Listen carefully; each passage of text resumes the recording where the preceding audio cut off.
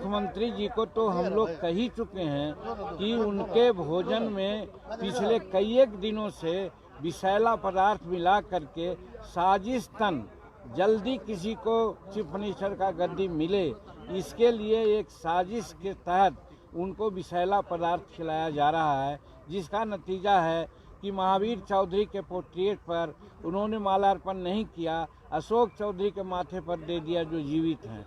उसी प्रकार से महिलाओं के बारे में क्या क्या न कहा, आज हिंदुस्तान नहीं संसार वाकिफ हो चुका है। और फिर कल जो हमारे साथ तुम ताम की बात की, भाषा की, हम कहा था कि संस्कार उनका लगता है कि गिर गया है जो ऐसा बोलते हैं। आज एक नई बात कहना चाहते हैं आपसे, आज आपसे बात करना चाहते हैं कि विधानसभा का कस्टोडियन माननीय अध्यक्ष हुआ करते हैं।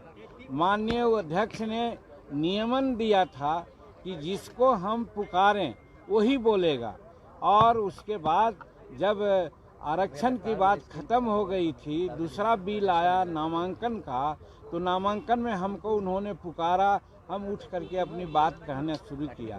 इसी समय नीतीश कुमार आगे आ गए, टपक गए। माननीय अध्यक्ष जी को चाहिए था नीतीश कुमार जी को रोकना। नीतीश कुमार मुख्यमंत्री के साथ साथ सदन के नेता हैं। जब नियमन जो अध्यक्ष का होता है वो नहीं पालन करेंगे तो अन्य सदस्यों से क्या अपेक्षा वो रखते हैं। ये बात की दुख है कि माननीय अध्यक्ष महोदय आज लगता है कि सत्ता पक्ष के पक्ष में अपना सारा निर्णय दे रहे हैं और हरकत कर रहे हैं, जो इस जनतंत्र के लिए, संविधान के लिए घातक है। और इसीलिए आज विशेष मैं कहना चाहता हूं कि मुख्यमंत्री तो दोषी है ही हैं, मुख्यमंत्री से कम दोषी हमारे अध्यक्ष महोदय नहीं हैं, जो शेड्यूल कास्ट की बात को सुनना नहीं चाहे, सुनाना नहीं चाहे।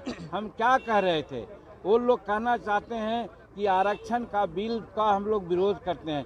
कतई नहीं, हमारे एनडीए के साथी लोग बढ़ चढ़ करके ये कहा कि हम समर्थन नहीं बल्कि सर्वसम्मति से इसको पारित किया जाए, और बाद में उन्होंने घोषणा की।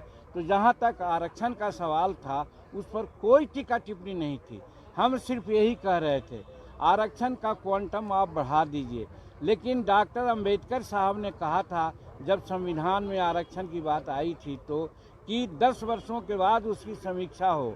हम नीतीश कुमार से यही जानना चाहा, आप कम से कम 15-18 वर्ष में और 15 वर्ष पहले आपके बड़े भाई ने जो शासन किया, कितने दलितों को उन्होंने आरक्षण दिया है, कितना बैकलॉग है, इसके बारे में कुछ सोचा महोदय? तो उसी प्रकार से ये 20% न कर दें आप 25% कर दें, उससे कोई फ़ायदा नहीं है। हम उदाहरण साइट किया कि 1971 से यहाँ पर रोस्टर नियम लागू है। रोस्टर का मतलब होता है कि 16% तक शेड्यूल कास्ट के नौकरियों में आरक्षण दिया जाएगा। आज जानते हैं दुख कहते हुए हो रहा है। हम तो समझते हैं कि सत्ता पक्ष के लोगों को शर्म आनी चाहिए कि आज 73-74 वर्ष संविधान लागू हुए हो गया, और जो रोस्टर लागू की बात आती है तो उधर 71 में हुआ तो कहने का मतलब है कि 29 वर्ष उधर हुआ और 23 वर्ष इधर हुआ, तो कम से कम 40-50 वर्षों का अवधि में कितना प्रतिनिधित्व है? प्रतिनिधित्व है 3.7। आप जोड़िए 16% प्रतिनिधित्व देने में कितना साल लगेगा? यही हम उनको कहना चाह रहे थे कि माननीय मुख्यमंत्री जी आप इसकी समीक्षा कीजिए। याद है हमको 1955-56 के आसपास में मुंगेरी लाल जी के अध्यक्षता में शेड्यूल कास्ट और शेड्यूल ट्राइब्स के आरक्षण को तजवीज़ करने के लिए आयोग बना था। उस समय कहा गया था कि 7% आरक्षण मात्र मिला है और बाकी बैकलॉग है। आज मैं समझता हूं कि 7% से भी कम है हमारा प्रतिनिधित्व शेड्यूल कास्ट का। आप समीक्षा कीजिए और समीक्षा करके बैकलॉग पूरा कीजिए, तब बढ़ाने की बात आप करते हैं, स्वागत योग है। इसलिए आप बढ़ाए हैं तो ठीक है, लेकिन आप समीक्षा कीजिए। इसी पर मुख्यमंत्री बहुत अनाप शनाप बोले, जो आपके सामने कल हमने कहा है। यहाँ पर सदन के कस्टोडियन होने के नाते माननीय अध्यक्ष जी को, एक सदस्य को, एक जो पूर्व मुख्यमंत्री रहा है उसको प्रोटेक्शन देना चाहिए था।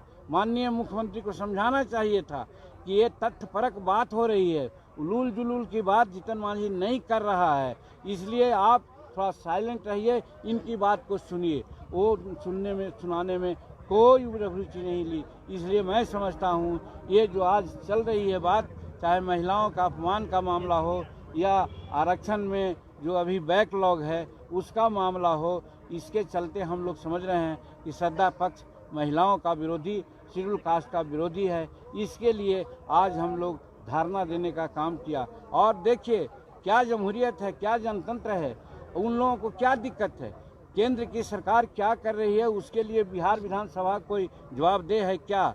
लेकिन बिहार विधानसभा या बिहार राज्य में जो हो रहा है उसके लिए जवाबदेह राज्य सरकार है।